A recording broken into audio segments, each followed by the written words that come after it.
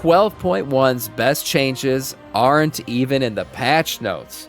Oh wow, we got 11 hidden changes coming in 12.1. I've reviewed all the patch notes multiple times on this stream already, so we know what's coming. But it looks like Bellular has a little bit extra here. So let's get into this 11 hidden changes coming in 12.1 from Bellular. Welcome back. Today, it's a pretty simple one. Here's every midnight problem that we know is going away in patch 12.1, and even some that are going away a little later. And these are from massive headaches to minor quibbles, so let's go through the announced, more importantly, the unannounced, and even some of the hidden changes that have appeared on the PTR. Because it turns out the patch notes and the WoWcast really only told half the story. So, let's begin with the gameplay ones that everyone's going to feel. But first, I got a big recommendation for you. Oh, of course. You may know the gut-wrenching moment where you realize something important's actually gone. Maybe I gotta say, this dark room thing that Bellular went with, it trips me out. I feel like I'm sitting in a weird, interrogation room with Bellular sometimes. Somewhere, you forgot your keys, it's you a gotta style walk choice, an hour I guess. back. It sucks. And today's sponsor, Ugreen, means you never really have that problem, and that's because of their new series of fine track AirTag alternatives, and they're absolutely awesome. And the pitch is basically, you get peace of mind. So take a look at the core product here. It's a 4-pack, so you can tag everything that you would hate to lose and just stop worrying.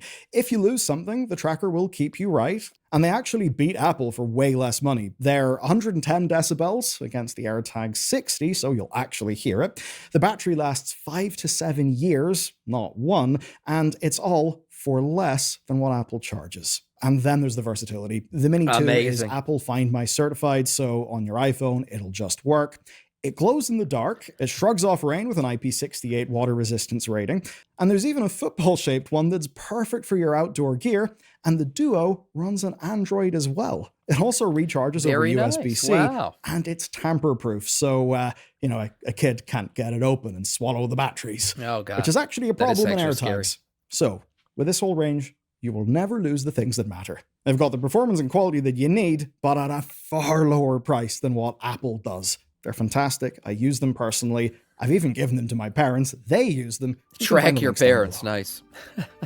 Okay, tier sets don't suck. But they didn't talk about how they're actually changing tier sets.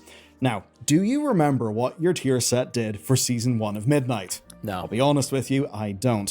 They were just really simple buffs that made them quite boring, and this was really by design. They usually do this with the first tier of a new expansion. It's to make sure that any new class changes or the likes of, say, Apex talents basically pan out the way Blizzard expected.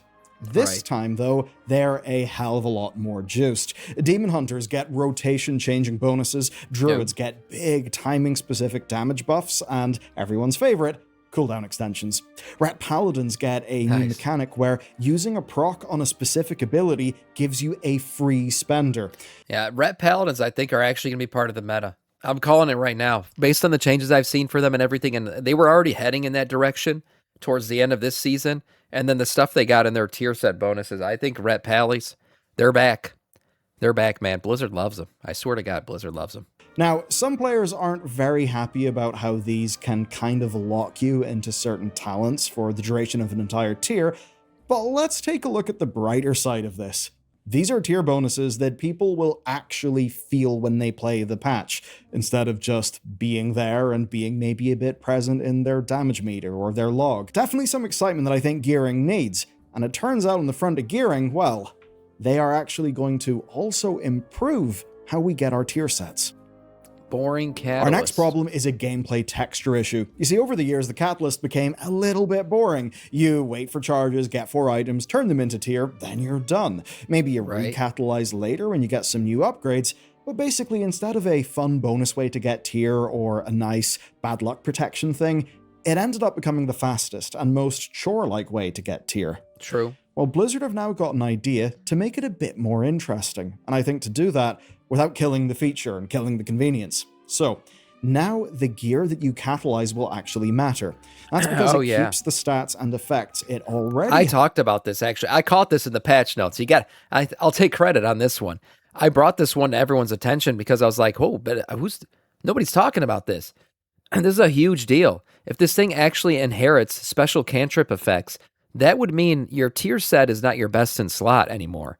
Your tier set with the cantrip effect is now your best in slot, which means like just straight up looting the tier is not the best version of your tier set anymore. It's looting like whatever the back piece or the shoulder piece, whatever version of that slot has also a cantrip effect on it.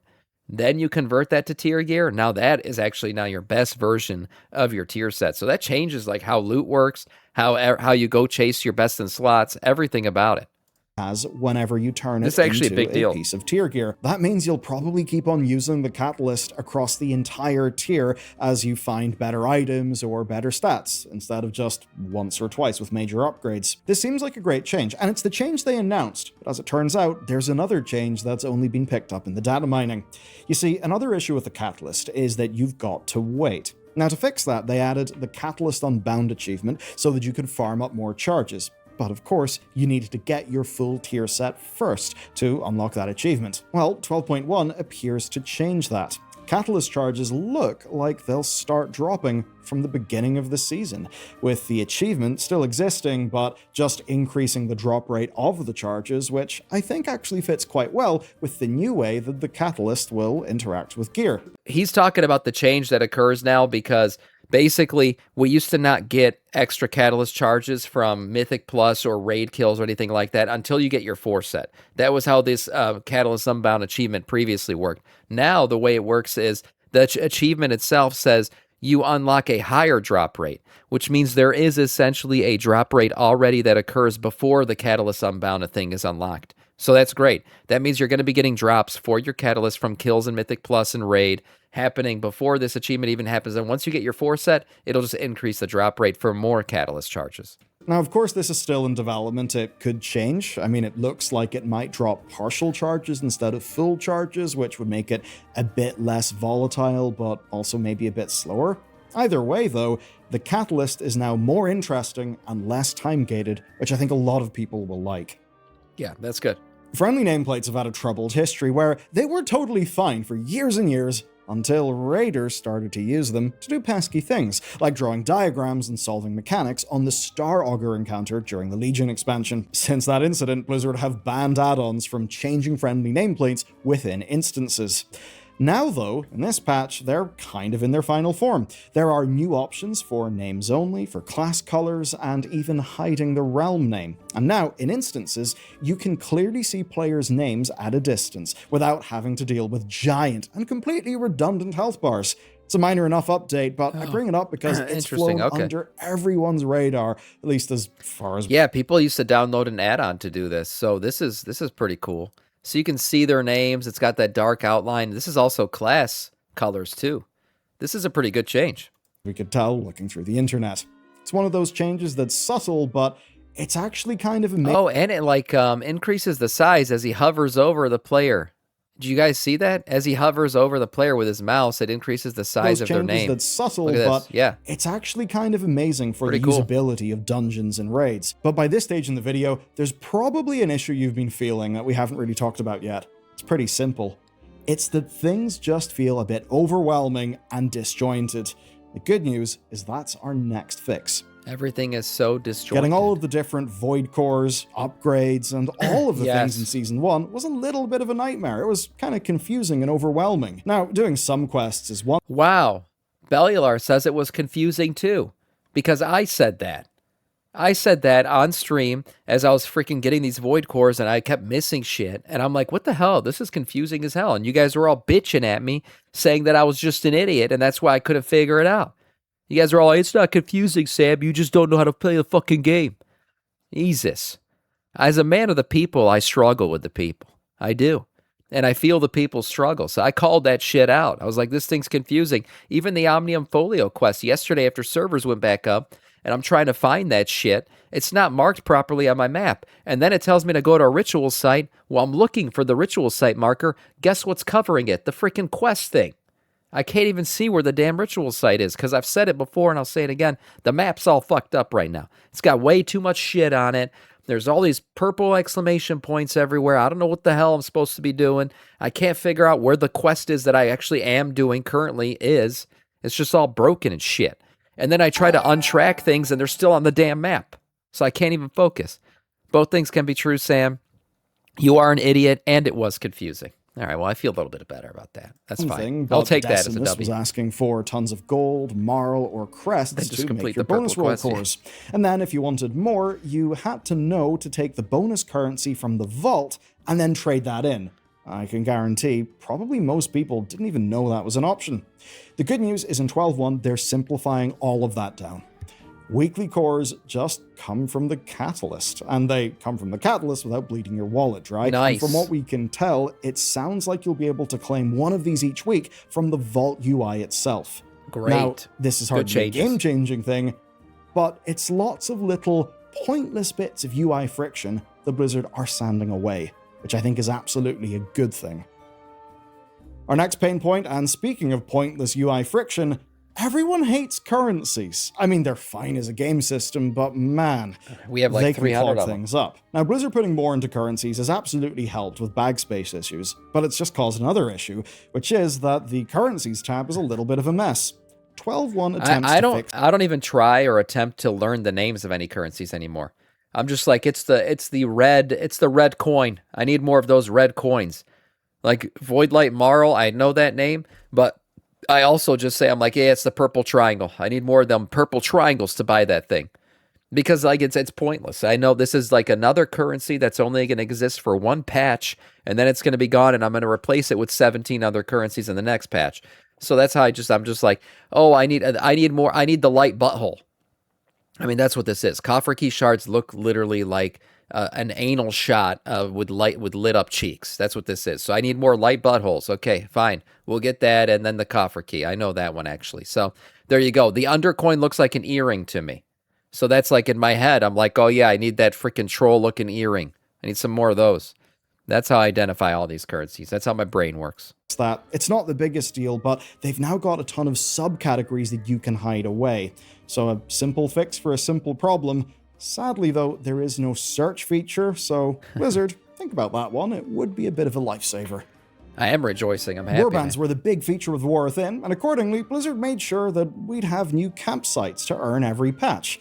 And then Midnight kind of just abandoned the whole thing. Now, the pre-patch did give us the housing areas as a Warband campsite, but then there was nothing, not even Silvermoon. So people grew a bit scared that it was just another thing lying in the graveyard. And that's where I thankfully have some good news. We have Silvermoon and Silvermoon Void Edition campsites coming in this new patch. So the feature is not dead, it was seemingly just on break, and hopefully they can spin up some more of these before the patch release, like, maybe a Warband campsite that's themed after the new patch, and Solomon. I would like some really cool, like, class-specific campsites. I would. Like, my main is a Death Knight. I have all these random alts now that I use in my Warband that I don't play, but they're all, like, they're all part of those time events. Like, the remix events, I should say, that you guys have me make. So, I've got those, but I want a Death Knight theme. Like, that's one thing I miss. I miss, like, logging in and my Death Knight who's sitting at the top of Ice Crown. I want, like, to be able to go chase down some really cool class-specific Warband backgrounds.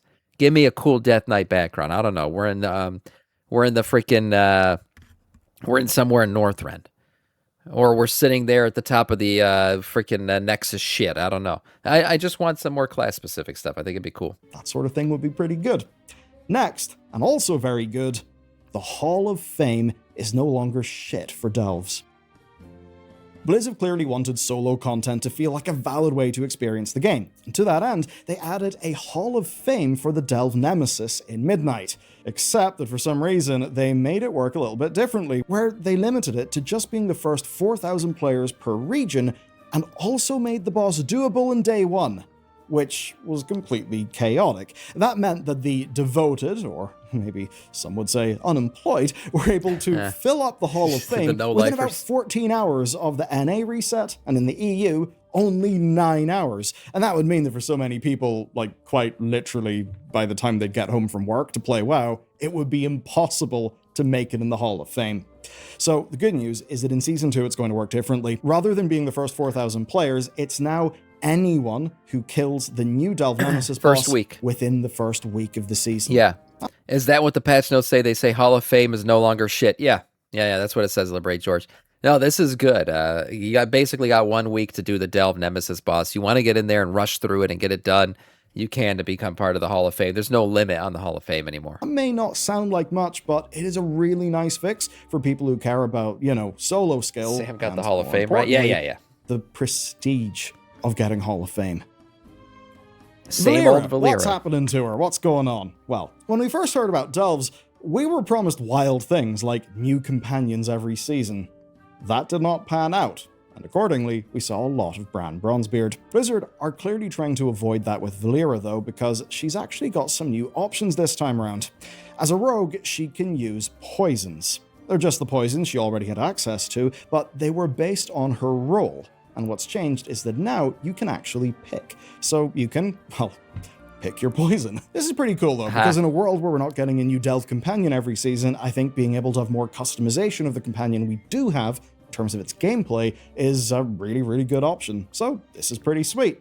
There's a few other changes as well, like they're also updating the Delve teleport bot for Midnight, but it's going to be on rank 7 of the Delver's Journey in the new season. So that's a bunch of nice lesser known changes and fixes. And by now we've came to the end of what we are sure is in patch 12.1. And that means we can go into the exciting bit, because here's the stuff that is best described as insanely huge upgrades that are either unconfirmed for this patch or are planned for later and just hinted at. Hats and hair. I don't think I need to explain the problem to you of what happens when you put a hat on your character in WoW. All their hair disappears. It's pretty shit. Yeah, they turn Almost bald. every hat in World of Warcraft is, I would say, unwearable because of your character's hair being deleted. Now, quick disclaimer, this is not a full feature just yet, but there have been some curious items found in the data mining. Oh. These new witch sets seemed off. They've got different versions of the same hat. Some versions come with a short back and sides like usual, but others actually show your character's existing hairstyle underneath. We looked at these. I didn't even notice that. Oh, my eyes were tracking other places on the set, but the hair is still there. That's right. So at long last, Blizzard have the technology. And implementation-wise, these are most likely going to be different items that you select in the transmog window, which means this won't magically... It's the mage tier set. No, this is probably a new set for Hallow's End. That's what we talked about when we looked at these. Every single hat or helmet, but still is pretty good. And from a recent Q&A, we do know that Holly desperately wants this to be in the game, and that a character customization overhaul is a massive ongoing project at Blizzard, and one that they started many years ago.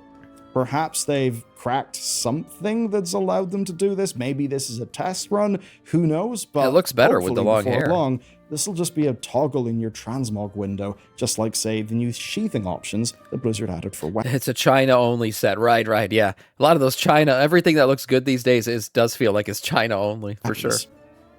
Okay, book collection. Some of WoW's best written work can be found in the in-game books. It's kind of been that way since Cataclysm. We first learned the deep history of the world from books lying around in tables and tucked away in dungeons like SM or Scholomance. It was a pretty awesome way to discover the lore, but then they just ended up being stuck there. Unless, of course, you got them as an item, and then you could store those items, but then you'd have a clogged up bag and eventually a clogged up bank.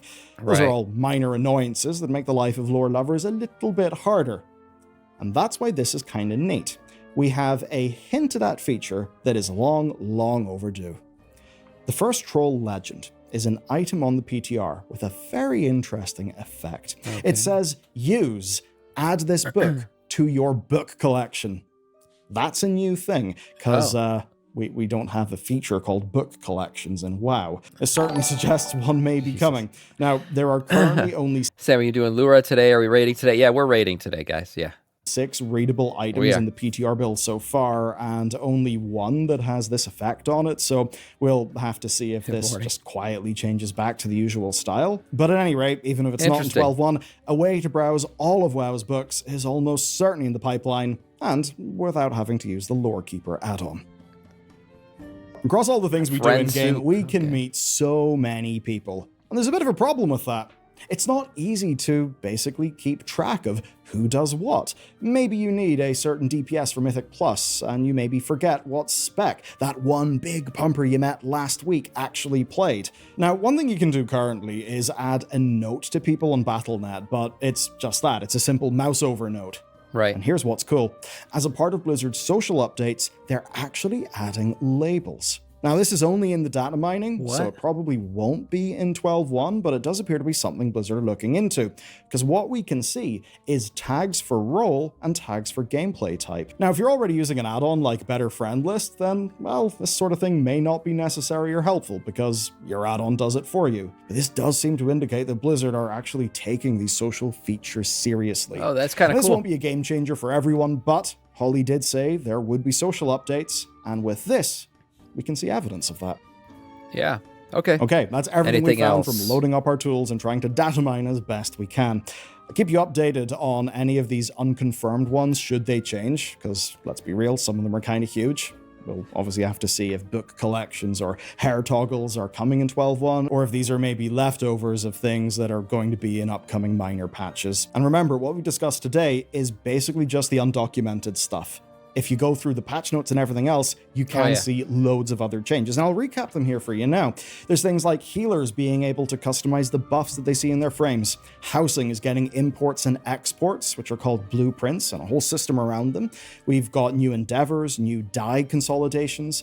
World bosses are being moved into instanced layers to do things like fix world lag and add new difficulty levels. We've got bonus rolls actually sticking around into the next patch. There's a whole bunch of things. So if you want a refresher in all those, you can check out our big 12.1 news extravaganza video over here.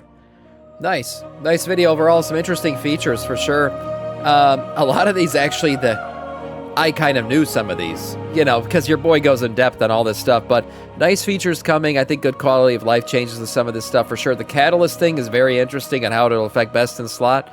Nice video overall from Bellular.